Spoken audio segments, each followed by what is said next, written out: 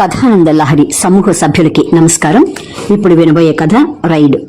రచన చిర్రావూరు మదన్ మోహన్.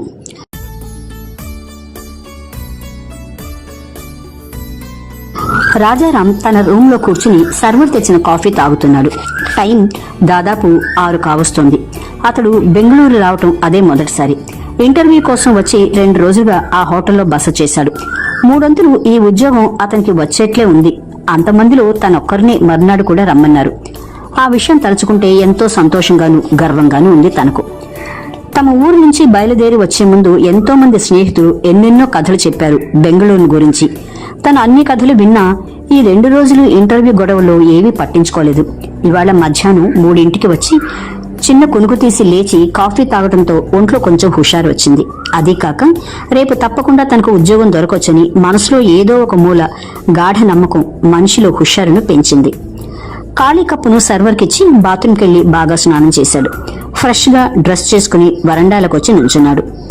తనున్నది 4వ అంతస్తు. గాలి చల్లగా వీస్తోంది. రాజారాంకు చాలా ఆహ్లాదంగా ఉంది. ఆ ఏరియాలో దాదాపు అన్ని పెద్ద పెద్ద లాడ్జింగ్లు, సినిమా థియేటర్లే. ఆ లాడ్జింగ్ లో ఏవేవో జరుగుతాయి అని విని ఉన్నాడు రాజారాం. ఆ ప్రయత్నంగా అతని కళ్ళు కనుచూపు మేరలో ఉన్న పక్క లాడ్జ్ వరండా వైపుకు మళ్లింది. ఒక జంట చేతులు పట్టుకుని చెట్టాపట్టా వేసుకుని నడుస్తున్నారు. ఆమె చాలా అందంగా ఉండి ఉండాలి. ఎర్ర చీర, ఎర్ర జాకెట్ వేసుకుని తలలో మల్లెపూలు సవరించుకుంటూ నడుస్తోంది. అతను కూడా చూడడానికి డీసెంట్ గా ఉన్నాడు. మొగుడు పెళ్లాలేమోలే అని అనుకున్నాడు రాజారాం. వాళ్ళిద్దరూ ఒక గది ముందు నుంచుని కాసేపేదో మాట్లాడుకున్నారు. ఆమె ఆ గది కాలింగ్ బెల్ స్విచ్ గాబోలు నొక్కింది. కాసేపులో తలుపు తెరుచుకుంది. ఇద్దరు అటు ఇటు చూసి లోపలికి దూరారు. రాజారాంకు ఏదో అనుమానం వచ్చింది. అయినా తనకెందుకులే అని ఊరికే ఉన్నాడు. జేబులోంచి సిగరెట్ తీసి కాల్చి విలాసంగా పొగ వదిలాడు. ఆ సాయంత్రం అయినా ఎక్కడికైనా బయటకు వెళ్ళాలి. సినిమాకి వెళదామా, లేక ధైర్యం చేసి ఏమైనా బార్కి పోయి ఒక బాటిల్ బీర్ తాగి ఒక క్యాబ్రే చూద్దామా అని ఆలోచించసాగాడు. ఇంతలో పక్క లాడ్జ్ ఇందాకటి అదే రూమ్ నుంచి ఒక సర్వర్ ఖాళీ కాఫీ కప్పులు, టిఫిన్ ప్లేట్లు తీసుకుని బయటకు వచ్చి ఆ ట్రైను అక్కడ పిట్టగోడ మీద పెట్టి పక్కనే ఉన్న ఫోన్ ను అటెండ్ చేస్తున్నాడు. రాజారాం బుర్ర వెంటనే తీవ్రంగా ఆలోచించసాగింది. ఒక ట్రైన్ నిండా అన్ని కాఫీ కప్పులు, టిఫిన్ ప్లేట్లు తెచ్చాడంటే ఆ గదిలో దాదాపు 10-12 మంది ఉండి తీరాలి. అటువంటప్పుడు ఇందాకటి మొగుడు పెళ్ళం ఆ ఆడ మగ జంటకు లోపల పని ఏంటి? కాసేపు బుర్రగోకున్నాడు. ఇంటర్వ్యూలో అడిగిన ప్రశ్నలన్నిటికీ తడుముకోకుండా జవాబు చెప్పిన రాజారాంకు తన మనస్సు అడిగిన ప్రశ్నకు తన మెదడు సమాధానం చెప్పలేకపోయింది. ఫలితం తన సినిమా ప్రోగ్రాం, బారులో బీరు, క్యాబ్రే క్యాన్సిల్ చేసుకుని గదిలోంచి ఓ కుర్చీ తెచ్చుకుని వరండాలో వేసుకుని పక్క లాడ్జిని చూస్తూ కూర్చున్నాడు. ఇంకాసేపట్లో ఎవరో ఒకరు ఆ గదిలోకి వెళ్లటమో లేక గది నుండి బయటకు రావటమో జరిగి తీరుతుందని అతని మనసు అతనితో చెబుతోంది. అప్పుడు బహుశా తన బుద్ధిని ఉపయోగించి ఇంకొంచెం కూపీ లాగొచ్చని అంచనా వేశాడు. అనుకున్నట్టే జరిగింది. ఒక నడి వయసులోని మనిషి, చూస్తే ఏమీ పెద్ద మనిషిలాగా లేడు. పక్కనే ఒక అందమైన ఆడపిల్ల, వయసు బహుశా 16 లేక 15 ఉండొచ్చు. ఇద్దరు వెతుకుంటూ వచ్చి ఆ గది ముందు ఆగారు. ఆ మనిషి నవ్వుతూ ఆ గది వైపు చేయి చూపించాడు. ఇద్దరు వెళ్లి గది ముందు నించున్నారు. రాజారాం కుర్చీని ఇంకొంచెం ముందుకు లాక్కుని ఉత్కంఠతో చూస్తున్నాడు ఏం జరుగుతోందోనని. ఇంతలో ఆ మనిషి అక్కడ కాలింగ్ బెల్ స్విచ్ నొక్కాడు.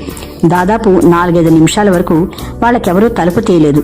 రాజారాంకు ఒక పక్క ఆశ్చర్యం, మరో పక్క ఆరాటం ఎక్కువైంది. వీళ్లకు తలుపు తీయకుండా లోపల వాళ్ళు ఏం చేస్తున్నారబ్బా? ఎంత ఆలోచించినా మంచిగా ఆలోచించలేకపోతున్నాడు. ఏవేవో చెడ్డ ఆలోచనలు. బయట ఆ అమ్మాయి తడవకు వాచ్ చూసుకుంటోంది. బయట ఉన్నందుకు టైం వేస్ట్ అవుతుందోనో లేక లోపలికి వెళ్లటానికి తొందరో తెలియలా రాజారాంకు. ఇంతలో తలుపులు తెరుచుకున్నట్టుంది. ఇద్దరు నవ్వుకుంటూ లోపలికి వెళ్లారు. రాజారాం మనసులో పలు విధాల ఆలోచనలు చెలరేగినాయి. ఇంతకీ లోపల జరుగుతున్న తతంగం ఏమిటో అతనికి అంతుబట్టల. ఏదో పెద్ద మర్డర్ కేసును ఇన్వెస్టిగేట్ చేసే డిటెక్టివ్ లాగా తన శక్తి వంచన లేకుండా లోపల ఏం జరుగుతుండి ఉంటుందో ఆలోచిస్తున్నాడు రాజారాం. బహుశా ఇంకేవైనా ఆధారాలు దొరుకుతాయేమోనని ఆశగా చూశాడు ఆ వరండా వైపు. ఫలితం శూన్యం. ఒకరిద్దరు అటువైపు వచ్చిన రాజారాంకు కావలసిన ఆధారాలేవీ దొరకలేదు.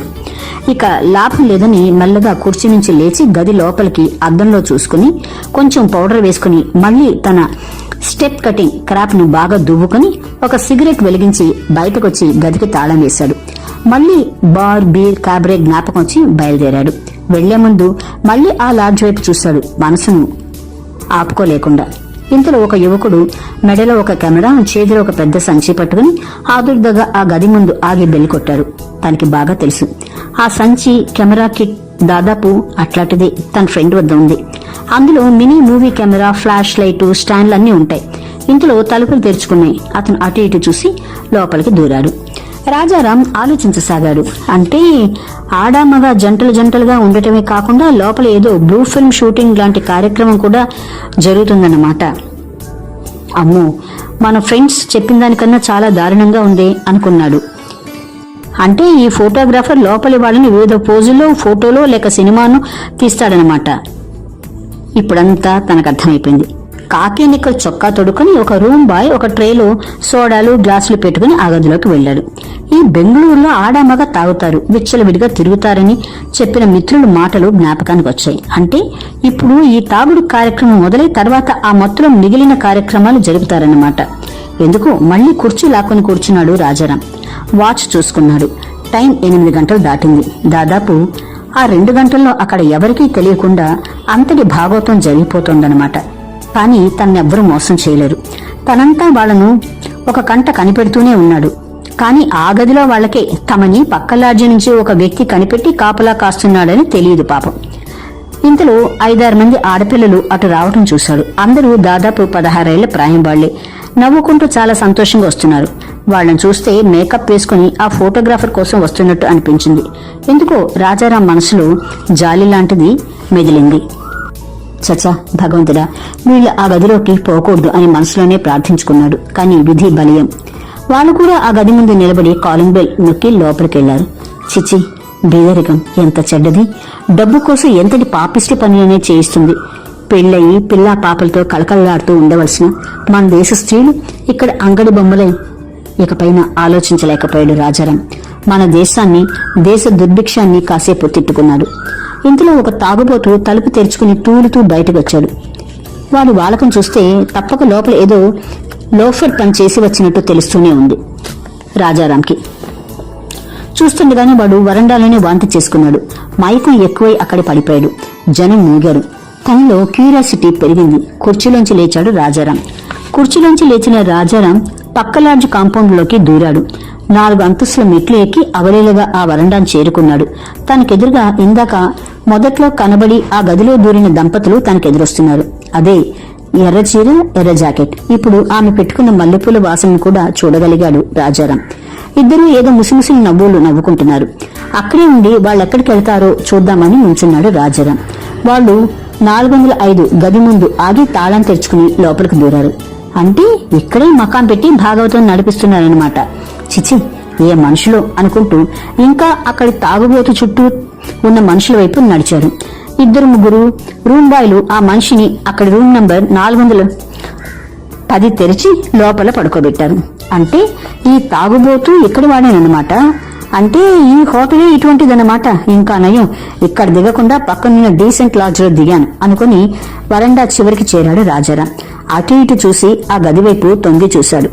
షాక్ తిన్నాడు రాజారాం. జరిగినదంతా సినిమా రీల్ లాగా తిరిగింది బుర్రలో. పాపం సిగ్గుపడిపోయాడు మానవుడు. అక్కడ తాను చూసింది లిఫ్ట్ ఉండే చోటు. బయట ఉన్నది లిఫ్ట్ బటన్. ఆ బటన్ అతను చూసి చిలిపిగా నవ్వుతున్నట్లు అనిపించింది రాజారాంకు. కాళ్ళు ఇచ్చుకుంటూ నడిచాడు తన లాడ్జ్కి. రిసెప్షన్ లో చూస్తే అంతా పోలీసులు, ఆడా మగ జంటలు. అక్కడి వాతావరణం చూడగానే తన డీసెంట్ లాడ్జ్ లో రైడ్ జరిగిందని తెలుసుకోవటానికి ఎంతోసేపు పట్టలేదు రాజారాంకు. రైడ్ రచన చిర్రావూరు మదన్ మోహన్.